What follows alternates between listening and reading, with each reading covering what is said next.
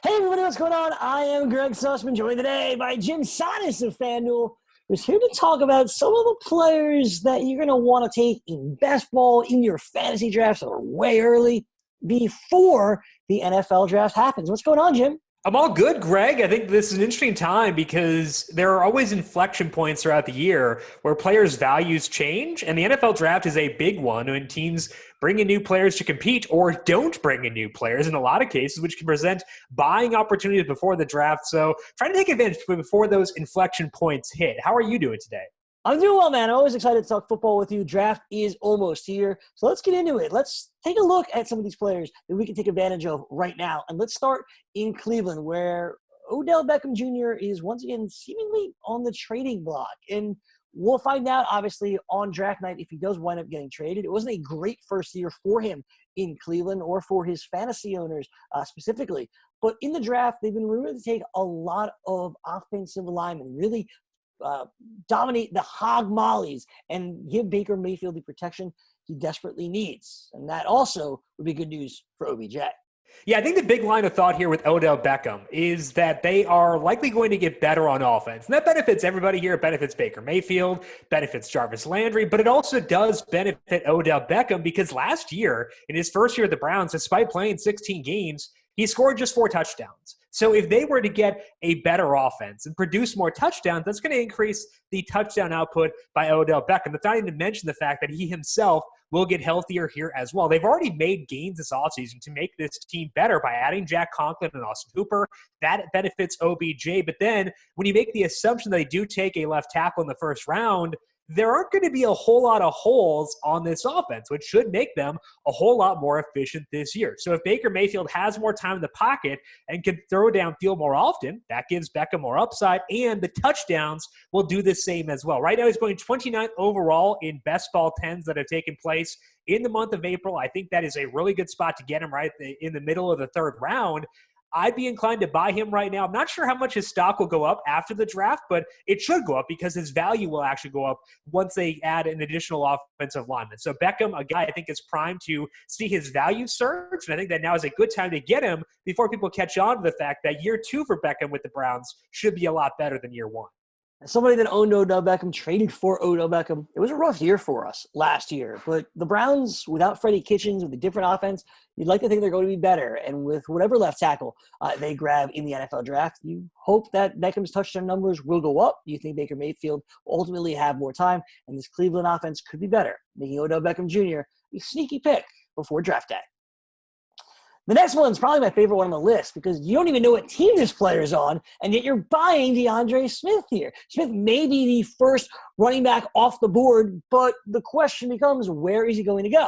What I feel like you're banking on is he is that first running back off the board. And if he is, well, he's going to get playing time somewhere, and the unknown kind of makes him intriguing. Yeah, it definitely does. And I think that that's kind of dragging down the cost here on DeAndre Swift because when you look at the best ball 10 drafts right now, he's going after Jonathan Taylor. And Jonathan Taylor is awesome. I watched Jonathan Taylor wreck Big Ten defenses for the past 3 years. I can appreciate Jonathan Taylor for sure, but I think that the fantasy and the analytics community are a bit higher on Jonathan Taylor than the NFL seems to be because when you look at betting odds right now, DeAndre Swift is minus 200 at FanDuel Sportsbook to be the first running back taken off the board. And draft capital helps dictate usage and it helps dictate how many chances a guy gets at running back. So it's key to see which teams or which players the NFL is higher on. And right now it seems like they're higher on DeAndre Swift. Once we see that realized in the draft, Swift is going to shoot up those draft boards. It's going to make him a lot more expensive. So if you have rookie drafts before the NFL draft for Dynasty, I think it's a good time to scoop him up right now. But also for best ball leagues, DeAndre Swift's cost right now is likely much lower than what it will be after we realize how high he's going to go in the draft. The thing I also like about DeAndre Swift from a fantasy perspective is the passing game work is going to be there. Back in 2017, DeAndre Swift was playing with Nick Chubb and Sony Michel. Despite playing alongside those guys, he had 17 receptions that year, which is more than Jonathan Taylor had his first 2 years at Wisconsin combined. We know DeAndre Swift is going to get passing down work in the NFL, so I think that of these guys, he is the biggest lock to be a passing down contributor right away in the NFL. And that's huge for fantasy because a target is worth twice as much as a carry based on half PPR scoring. So I think that that's huge for DeAndre Swift. And you add in the draft capital, he's just being underappreciated right now, given the skill set he showed in Georgia. I think that there are legitimate concerns around potentially durability because he was banged up towards the end of Georgia's season. He was never a true workhorse with that team either. But I think that with how high the NFL seems to be on DeAndre Swift and the fact that I can almost guarantee you he will be a good contributor in the passing game, I think he's undervalued right now, and it makes sense to get DeAndre Swift before that cost goes up. That floor in the passing game is what makes DeAndre Swift so intriguing. And if he winds up on a team like Kansas City, where he's been rumored to go, you put him in that offense where there isn't exactly a whole lot in front of him, or that's a whole lot of players in front of him that are guaranteed playing time specifically, DeAndre Swift could be a bargain right now before the draft actually happens. Now, if he doesn't go in the first round, goes in the second, now we'll see. But that pass catching ability should allow him immediately to step up and give you fantasy points. He's an intriguing talent and somebody you're going to want before the draft begins. Let's move on, Jim, and let's get, we're staying in Kansas City because Damian Williams is another guy that you're buying right now. Now, if DeAndre Swift goes there, I don't know how you're going to feel, but last year they gave Damian Williams a contract extension, and I was wrong, right? They went right into training camp. He was the guy, started the season as the guy, and didn't lose it until he got hurt. Came back and once again dominated carries, so much so LaShawn McCoy inactive during the Super Bowl. Well, Kansas City once again has done nothing to improve their running back room, and unless they do so again, Damian Williams is once more going to be the guy. Yeah, I think this one is kind of about reading the tea leaves because Kansas City, when Andy Reid has been there, they don't tend to invest that much in the running back position. He's been there for a while now, and in the time that Andy Reid has been with Kansas City, they have not taken a running back within the first two rounds. Kareem Hunt was a third rounder, but that's not in the first two rounds. That says to me they try to spend as little capital at this position as possible. That bodes well for Damian Williams. It also bodes well for him that they just don't have a whole lot of picks. They have 5 picks in this draft. 3 of them are pretty early, 32, 63, and 96. So if they were to take a running back in one of those slots, that would not be a good thing for Damian Williams, but they just don't have a lot of chances to take a running back and cut into Damian Williams' value. They also have needs elsewhere on the interior offensive line and on defense. They've got to address a couple of positions, which means running back, I would think, would be a lower priority for them than other positions. We've also seen a couple of low-key moves here recently for the Chiefs that have kind of, I think, interested me because they signed DeAndre Washington just a couple of days ago, which means they now have DeAndre Washington, Darwin Thompson, and Darrell Williams in addition to Damian Williams. If they are going to ignore running back in the draft, they've got to add somewhere, and they just did that with DeAndre Washington. So I think that kind of says to me the odds that they decide to eschew this position entirely in the draft are a little bit higher than they would have been previously. And if we get a situation where Kansas City does not go running back early in this draft, Damian Williams at pick 72 is going to look like one of the biggest bargains on the board based on the way he was used last year. We're getting a running back tied to Patrick Mahomes, who will get work in the passing game. Those are 2 things we should seek out no matter what. So, yeah, there is some risk here with Damian Williams, and it could wind up burning you if you buy here, but there is no chance he is going 72 overall if they don't take a running back in this year's draft. I think the risk is worth it. I think the upside is tremendous here. And I'm going to dive in with Damian Williams before we see the moves that Kansas City has made so far this offseason really play out and then potentially not taking a running back early. Yeah, pick 72 is just ridiculous for Damian Williams, a workhorse running back for now, inside a really strong offense. Now, reading the tea leaves could help us, of course, with DeAndre Washington being hopefully the only addition there. I think DeAndre Washington's good. We saw some of that talent in Oakland. Now, we'll see what is to come of Damian Williams and what's to come of the Kansas City Chiefs draft. But right now, at pick 72, Damian Williams, that's ridiculous. Getting in on him now because the Chiefs don't draft a running back, Damian Williams is going to be much closer to a second-round pick than he is a 6th. Up next for us, we go to Los Angeles, where we haven't exactly figured out what the Rams' backfield is going to look like. Todd Gurley, he's now in Atlanta. And I was all aboard the Malcolm Brown train last year because they spent money to make sure he didn't go to Detroit. I know a lot of people were on their rookie Darrell Henderson. I was a Malcolm Brown guy. Darrell Henderson didn't do much. Quite frankly, neither did Malcolm Brown. How do you see this backfield shaking out this year, Jim? Yeah, the thought process here with the Rams is very similar to what we had with the Chiefs because they don't have a lot of draft capital. They did add a second-round pick last week by trading away Brandon Cooks, but what that also does is it creates an additional need for a team that already has a whole lot of needs. They have lost 5 major contributors on their defense from last year in addition to their defensive coordinator, Wade Phillips, so they made a change there. So they've got to plug holes defensively, and their offensive line, it will be healthier this year than it was last year, but they've got holes to fill there, and now they need to add a speedster on offense too because Robert Woods and Cooper Kupp are a lot of things, but they're not the fastest guys on the field, and you need some speed if you're going to stretch the field in the modern NFL. So I think they've got a lot of needs here, and I don't think running back is the number one need for this Rams team. So if they don't use draft capital at running back, we're going to look at Malcolm Brown and Darrell Henderson as being massive values. Henderson's going 89th overall right now in best ball 10 drafts. Malcolm Brown going 171st. So between the two guys, I'll take Malcolm Brown because there is literally no cost tied to him. If the Rams do take a running back early, who cares? 171st pick? I don't honestly care. That's fine. Darrell Henderson, I think that he is undervalued, but I don't think the value is as outrageous as it is with Malcolm Brown. So honestly, if you like Darrell Henderson, I think that you can absolutely go after him at 89 overall. I'm totally fine with that. But I think that even if you're not a huge Malcolm Brown guy, just based on the opportunity alone, he should stand out to you at 171. And this is all in drafts that have taken place after Todd Gurley got cut. So it's not as if we're waiting for that ripple effect to take place. I think both these guys are undervalued, and I think that the odds the Rams take a running back early in this draft aren't all that high. So I would say invest in both. Try to get shares of both Darrell Henderson and Malcolm Brown right now. See how things shake out. See how things shake out the early part of the season as well, and see who winds up pulling away. But right now, both these guys are undervalued, and I don't think that'll change based on the draft capital the Rams have at hand. I don't get this one again, Jim, and I go back to just following the money. Right? Darrell Henderson was inactive often last year. Malcolm Brown was somebody that they spent money to keep. He is going almost double the rounds later, double the pick later that Darrell Henderson's going. I do not understand it. More than double the picks later. What, in the 80s to compare it to 170s for Malcolm Brown? This doesn't make sense. He costs you nothing and very well could be the starter in a Sean McVay offense. I know it's not exactly what it was 2 years ago, and the bloom's off the rose a little bit here with Sean McVay, but paying nothing for Malcolm Brown, who very well could be a starting running back. I would venture to guess currently the favorite to be the starting running back in Los Angeles is absolutely ludicrous.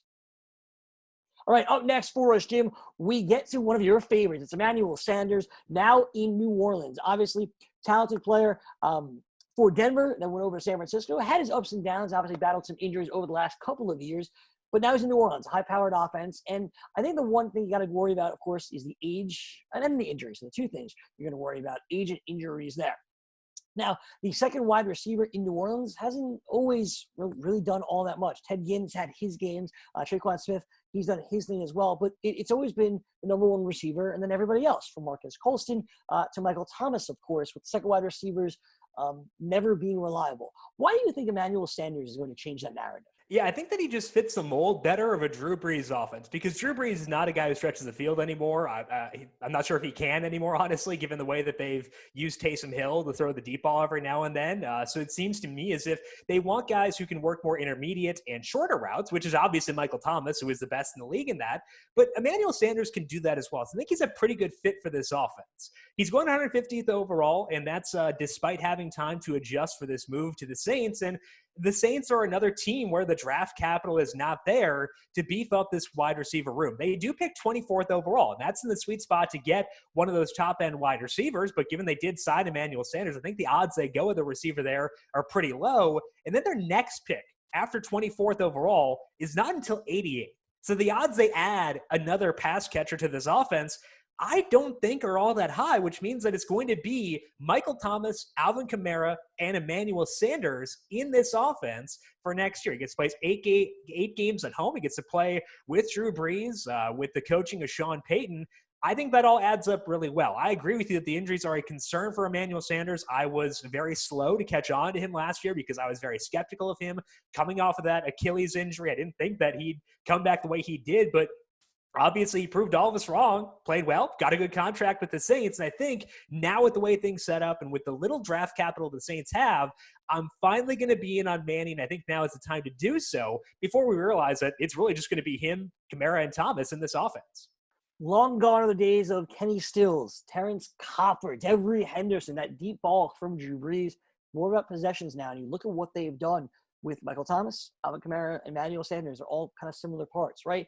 For Ted Ginn, yeah, he'll have his deep shots a couple times a game. Same with Traquan Smith. But the players that are there now, they all are for what Drew Brees is good at now, and that's pinpoint accuracy and close to the line of scrimmage. Emmanuel Sanders, I think, is going to have his moments. I do think he's going to be relatively inconsistent, unfortunately. Emmanuel Sanders, when everyone kind of realizes that you want a piece of the Saints offense and they aren't doing anything to upgrade it more, that's when he'll become a value to you. One more player whose value, and I totally agree with this, his value is way too high right now. It's way too low, I guess you'd say. And that's Justin Jackson, where the Chargers have let Melvin Gordon go to their division rival, the Denver Broncos, and Austin Eckler, everybody's talking him up, just gets a contract extension. And you want to like Austin Eckler because he's a pass-catching running back, and he's really good at actually running the football, as we saw last year, even better at times than Melvin Gordon. The player everybody's forgetting about is Justin Jackson. It was always the third-string running back. And then 2 years ago, when both Gordon and Eckler got hurt, Justin Jackson stepped up and carved himself a role. Last year, he was supposed to really split time with Austin Eckler, and then he got hurt. By the time he came back, Melvin Gordon was back, and now everybody's forgotten about Justin Jackson again. I don't think it's that easy. Justin Jackson, I'm sure, isn't costing you all that much, and he's absolutely going to have a role in this offense here. As Eckler, I don't think they want him to touch the ball 25 times a game. They want him to have his role and leave a whole lot more for Justin Jackson. Jackson can do it all and makes for a nice pick on draft day. Yeah, I think we kind of saw the initial starts of the plan here with Austin Eckler and Justin Jackson last year. As you mentioned before, Justin Jackson got hurt because he played about 30% of the snaps in those first 3 games before that injury occurred. And it doesn't sound like a big number, but it's a pretty good number, especially when you realize that the Chargers have made some gains along the offensive line this year by adding Brian Bulaga. They might be adding a tackle in the draft as well. And I think that's a good thing for him. I initially went into this offseason thinking the Chargers were going to spend pretty decent draft capital on a running back. But I think that the Austin Eckler contract that they gave him maybe shy away from that because it meant that they were invested in Austin Eckler. And by giving him that money, if they were to take a higher end pick on a running back, it'd mean that they're investing a lot in a room where currently they have